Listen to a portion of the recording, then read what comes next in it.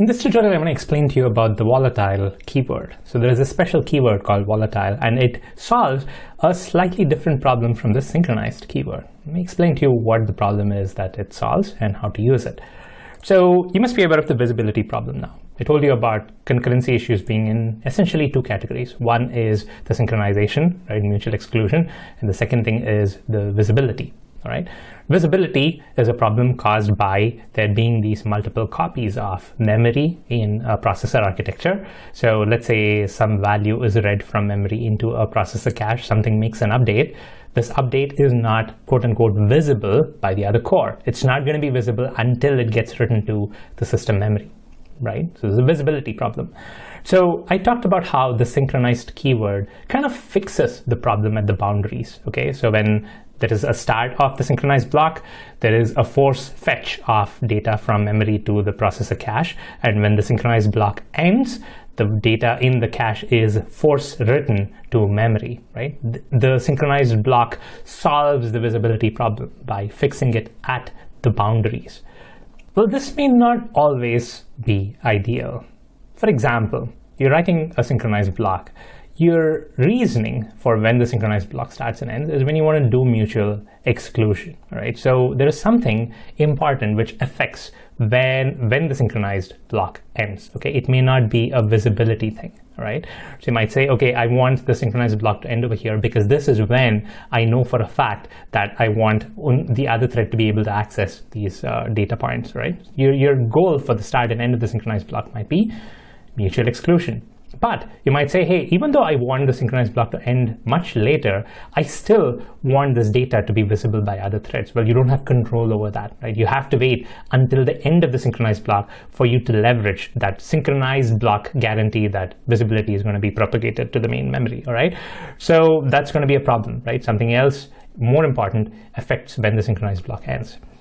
The second thing is that synchronized access might not be a problem in certain situations, right? All you care about in certain situations is just the visibility, right? You just want to fix visibility. You just want to make sure that any write that happens to a variable is visible by all threads, and you don't really care about mutual exclusion. Then why do you need to have a synchronized block? It's not the right tool for the job, right? So when all you care about is visibility. So when your goal is, hey, I have a variable here, and I want to make sure that any thread that writes to this variable is going to be propagated to other threads. No thread should read an older value of this variable, or no thread should write into a variable and not have it been seen by someone else. Well, for that, you have something called the volatile keyword, okay? So basically, the volatile keyword is something that you can attach to a variable, and then it basically marks the variable as don't cache, okay? Don't cache this thing. Always read from main memory, always write to main memory. Don't hold on to a copy in the processor cache. Okay, so that's what volatile does. It's as simple as that, okay? So here I have a class called foo, and then I have marked this int value as volatile. So if I were to make a change to this variable, right, if I were to say value plus plus, well, it is going to fetch the value from the main memory, increment it, and then write it back to main memory. There are multiple steps, of course, so there are things that can happen in between. Okay, there's not mutual exclusion. I'm not saying when I'm doing value plus plus, the whole world is going to not be able to access value. Well, that's not what this guarantees. What this guarantees is when an operation is done on value, if a read operation is done on value, it's going to be fetched from memory. When the write operation is done to value, it is going to be written to memory. Okay, so it doesn't do mutual exclusion, but it does do visibility. Okay, so it's a volatile keyword.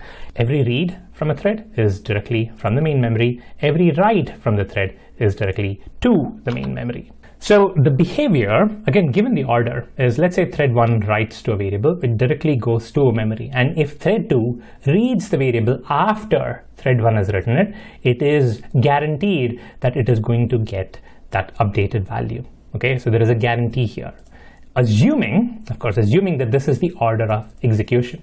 If thread 2 reads a variable while thread 1 is doing something, while it's writing, well, there's no guarantee. But assuming that thread 2 is reading that variable after thread 1 has finished writing, well, there is a guarantee that thread 2 is going to read what thread 1 wrote. Because without volatile, there's no guarantee, right? Thread 1 might have written a variable into the processor cache, and it might take some time for it to go to memory. And in the meantime, if thread 2 is reading a variable after thread 1 is written even, right? Thread 2 reads after thread 1 is written, but still there's no guarantee that whatever thread 1 has written has gone to memory. But with volatile keyword, this has a guarantee, okay? No guarantee of the order. Again, order, if you need to guarantee order, you have to use a synchronized keyword. But this one at least guarantees the visibility problem, solution to the visibility problem, that is. So the other interesting thing about volatile is that it not just applies to that variable itself, it also applies to all the other variables that are visible in the thread. Okay, so when a volatile variable is read, all the other variables that are visible to the thread is also read from memory. And this is intentional because you want to make sure things are consistent. Okay, so for example, you have this piece of code here. I have a value, and then I have a Boolean which tracks whether the value has been updated or not. Okay, so here what I'm going to do is I'm going to say has value updated. I'm going to set it to true and then update the value. So I'm updating the value and I'm also setting the flag. Yes, value has been updated. Now when I write to value, what the Java JVM does is it says, hey, this is a volatile variable, so this has to be written to memory. So it not just stops at writing just this value, it also writes all the other variables that have visibility in this thread. Now this thread can also access as value updated, so it's going to say, hey, I'm going to write this too, because you don't want to be in a situation where this is partially updated. The assumption is that when a thread is accessing like 10 different variables, all those 10 work together. So if one of them is volatile, it doesn't make sense for the thread to update just that volatile value and leave the other variables in that context to be just in the processor cache, because that's also going to result in problems, right? Someone else is going to look at that value and go, hey, the value is 20, but it's going to look at the has value updated, and that's not true. Well, maybe this value isn't updated. So you result in all those kind of problems, okay?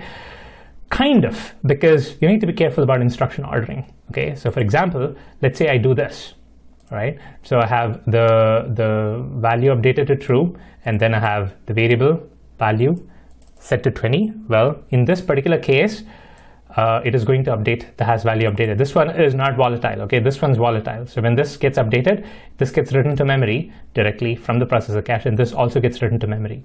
Now what if this is flipped? Let's say value equals 20 is at the top, and then has value updated is set to true. Well, then there's no guarantee, all right? Value updates to 20 over here, and then it forces the write to memory, and then has value updated to true. This one's not volatile, and so it doesn't get updated to memory, all right? So instruction ordering is important. And instruction ordering is a very, very complicated topic, because this is also something that the JVM sometimes does without the developer knowing anything about it, right? So the JVM sometimes implements some performance enhancing optimizations, which you may not be planned for, you may not have prepared for, okay? One of the things is instruction ordering.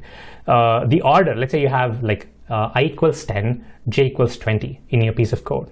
You assume that first I equals 10 runs and then j equals 20 runs, but there's no guarantee. The JVM or the compiler might put j equals 20 first and then I equals 10 later, because it detects that the order doesn't have any implication on what happens. At the end of those two statements, well, the values are going to be the same no matter which order it runs in. So the ordering is not predictable. Let's say if I equals 10 and j equals I, well, in that case, the JVM doesn't shuffle it because the order has to be that particular way. But when there are two discrete values, separate values, the JVM takes the liberty to order things around. So in this case, well, if you need this to go into main memory along with this thing, well, one way to do this is to make this volatile as well and not have to depend on this volatile thing writing to memory and in the process updating this thing as well, right? It's a nuanced topic. I'm not going to get into this a lot, but note that ordering is always tricky. So even though the JVM has this property of updating non-volatile variables as well in certain situations because of this particular reason, don't rely on it, because the ordering may not be predictable in these kind of situations.